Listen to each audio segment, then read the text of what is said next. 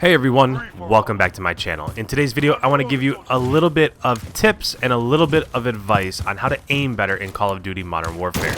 Now, before we get into this, I will say that there are some things that you can do with your gameplay to make a difference, and there's some things you can do in the settings and some adjustments that you can make to make a difference. But as we get into this, I'm going to throw us into a private match, and while we're here, I want to show you the main difference in how to get better with aiming in Call of Duty.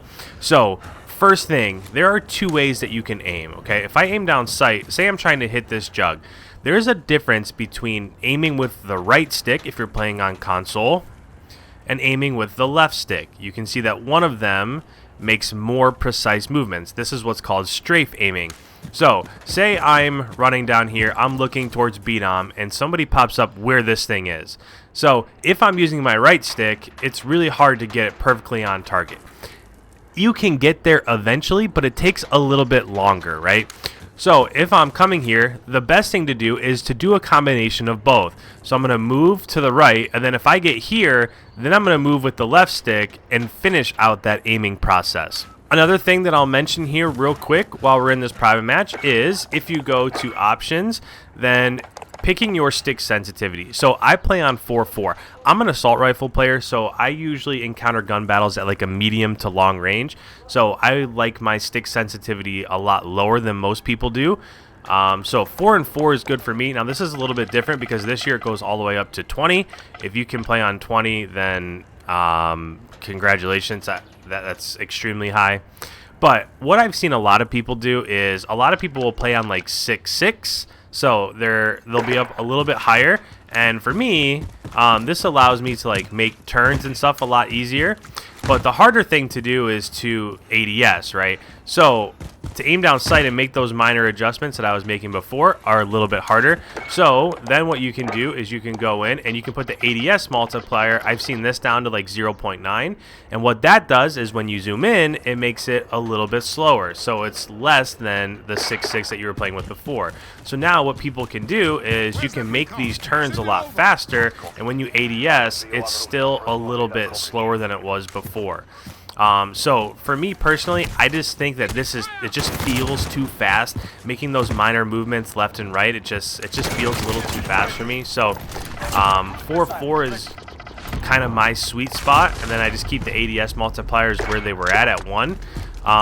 So then this way, I don't know, it's just a little bit easier. You can see that here, it's not quite as fast making these minor movements left and right. The other thing that you can do in setting is you can change the way that you use aim assist. So before there was just kind of aim assist on, aim assist off, and now there are different things such as standard, precision, focusing. There are all kinds of certain things. I have mine on precision just because I don't like when, so say I'm aiming here and I finally see somebody and somebody runs across my screen. What happens is aim assist will pull my cursor with the guy that's running across my screen, and it'll come off target and I won't be able to shoot this guy anymore. So what this does, what precision does, is it says it has a strong aim slowdown that only kicks in when aiming closer to the target. So it says this is best for accurate players, but essentially what happens is it only kicks in when I'm closer. So say that this is a target, what happens is that aim assist only kicks in when you're really targeting somebody. So if there's somebody running around in the background or somebody that sneaks across your screen, it will detect that you're aimed in on this person, and it won't just pull your cursor all over the place just because there's somebody behind this wall running or whatever. So I like precision. It's just a little bit better. It does take a little bit more skill, but I think once you get a feel for it, it just feels a little bit better overall. The other thing that we have to talk about are the 3 attachments that actually affect the way that your gun works in Call of Duty, and those 3 are recoil stabilization, recoil control, and aiming stability. So first things first here, we want to take a look at how each one of these affects our gun. So the first thing that we want to take a look at here is recoil stabilization, and as I fire these bullets, the thing I want you to pay attention to is how quickly my sight is returning to center. Now as I go ahead and I throw on this muzzle brake and I put these side by side, take a look at the one on the left. It is returning to center a lot faster than the one on the right, and that's because of the recoil stabilization. The next thing we want to take a look at is aiming stability. So as I ADS here, take a look at my reticle. As I'm on the center of that X there, my reticle is hardly moving around at all. as I go ahead and take that foregrip off. And now when I aim down sight, you can see that as I zoom in, my reticle is kind of all over the place in terms of going above the center of the X, going to the left of the center of the X. So aiming stability keeps your reticle on target. Last but not least is going to be recoil control. So as you go through and look at the attachments, there are a number of attachments that say that they work with recoil control. So what I'm going to do is just fire off what the M4 looks like by itself, and then start adding attachments, and you can see the difference in the recoil pattern. So as we start here, this is what the base M4 recoil pattern looks like. And if we go ahead and we add a Corvus Custom Marksman barrel to it, then we can see that the reduction is just a little bit less than it was before. Not great, but a little bit better. We take that barrel off and put on the operator foregrip, which is the last one you unlock. You can see that as we fire this one, it still is basically the same thing as it was with just the barrel.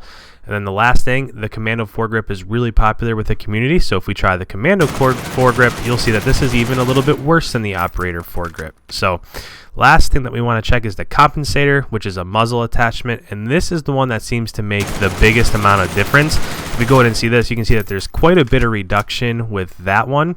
But the biggest thing is when you put all three of these together. So if you put the compensator, the Corvus Custom Marksman, and the commando foregrip all together, then if we go ahead and fire this recoil pattern, you can see that this is almost half a reduction from what it was before. Now there is some misinformation out there. Some people say you don't need the barrels per se, so just a compensator and the commando foregrip, but you can see if we just do those two, then the recoil skyrockets again. So in conclusion here, if you want to make sure that you get the best recoil control for your guns, make sure you have a muzzle attachment, make sure you have a barrel attachment, and make sure you have an under barrel attachment. With that, thank you guys again for watching another video. If you're new around here, make sure you subscribe so you don't miss any of my in-depth videos. Don't forget to leave a like before you leave, and we'll catch you in the next one. See ya.